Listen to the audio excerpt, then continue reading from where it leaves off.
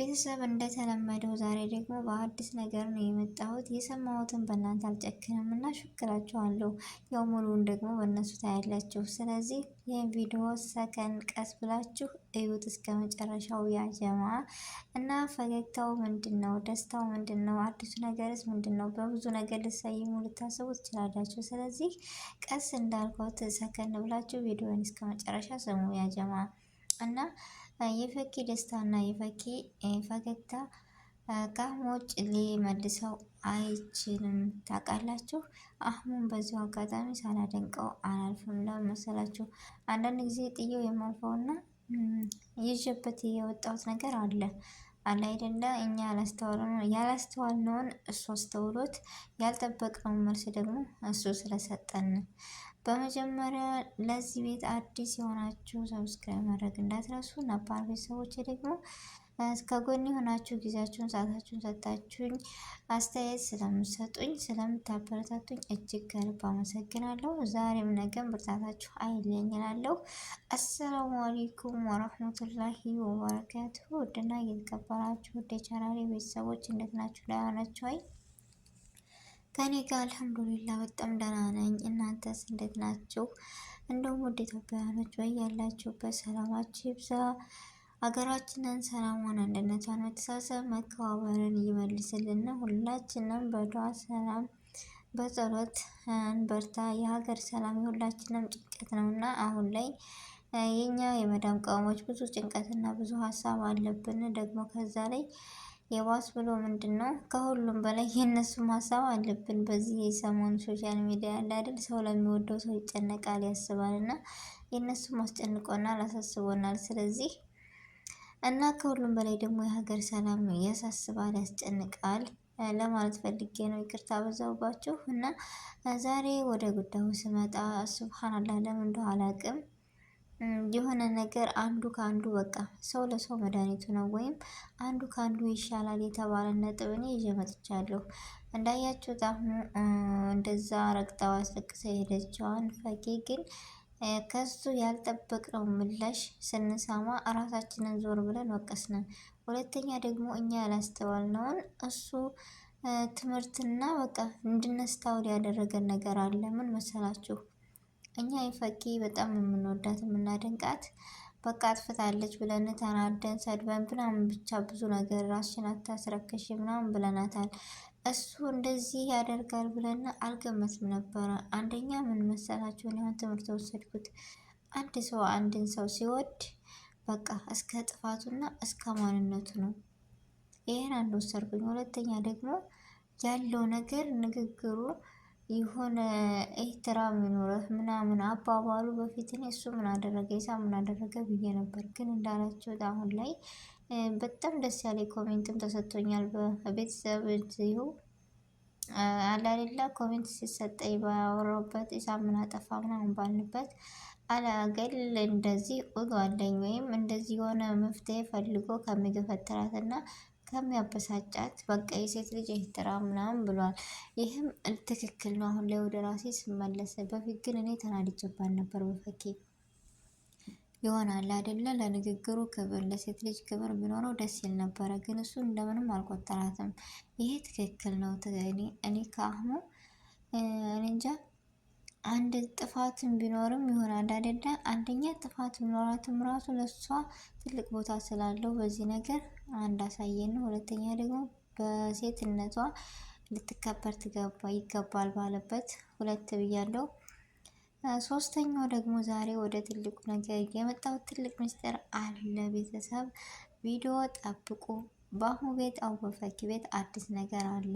ያም ይሁን ያው ፈኪ ወደ ራስሽ ተመለሽ፣ የሚወድሽን ትተሽ ከማይወድሽ ጋር አትጂ። እኔ በዚሁ አጋጣሚ ድፍረትሽን እና ኮንፊደንስሽን ሳላደንቀው አላልፍም። አለ አይደል ለሰው ጣጣ የሌለሽ የራስሽን ስሜትና ስሜት ብቻ የምትሆኒ የሰው ስድብ የሰው ማንቋሸሽ በቃ የማሰሚ ያለ አይደል። በዚህ ነገር በጣም መታደል ነው። ሀቂቃ የሆነ ድፍረት የሚባል ነገር አንዳንድ ጊዜ እኔ እንጃ ደስ ይላል እና ያም ሆነ ያም አህሙና ፈኪ በአንድ ሲሆኑ በጣም ደስ ይላሉ። ፈኪ ግን እንዳያቸዋት በቃ ኮንፊደንሷ የሆነ አነጋገሯ ራሱ በጣም ነው ደስ የሚለው። ቤተሰብ ምን መሰላችሁ? የሆነን ነገር ሞክሬ ይቀራል እንጂ ሳልሞክር መቸነፍን አልወድም አለች። ከዚህ ጋር ትምህርት ወስዳችኋል አልወሰዳችሁም? እናንተ እስኪ ንገሩኝ። የሆነን ነገር አሁን ፈራ ተባ እያልን ያንን የምናገኘውን ነገር ልናጣ እንችላለን አለይደል? ግን የሆነ ትምህርት የወሰድኩ ከሷ ምንድነው በቃ የምፈልገውን ነገር ጠይቄ ይቅር አለይደል? የእንደዚህ አይነት ስሜት ተሰምቷት አደረገች።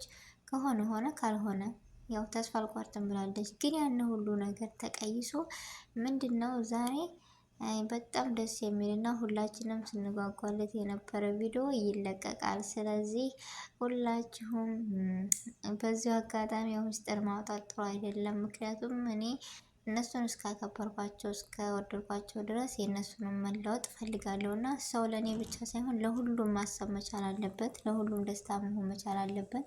ስለዚህ ቪዲዮ ጠብቁ ብያለሁ። ኸይር ነገር ነው፣ ኸይር ነገር ተመኙላቸው፣ ደስ የሚል ነው። ስለዚህ ብቻ እኔ የሰማሁትን ትንሽ ነገር መገመት አያቅታቸውም። ብቻ ወደ እናንተ መጣው። በራሳቸው ቤት በስነ ስርዓት ታያላቸው፣ ይለቀቃል እና አንዳንድ ጊዜ ማስተዋልን በቃ ደስ ይላል። ዞር ብሎ የሆነ ስሜታ የሆነን የምንናገረው ነገር እና ወደኋላ የምናመጣው ነገር የምናስባቸው ነገሮች በጣም አሪፍ ናቸው አይላለን?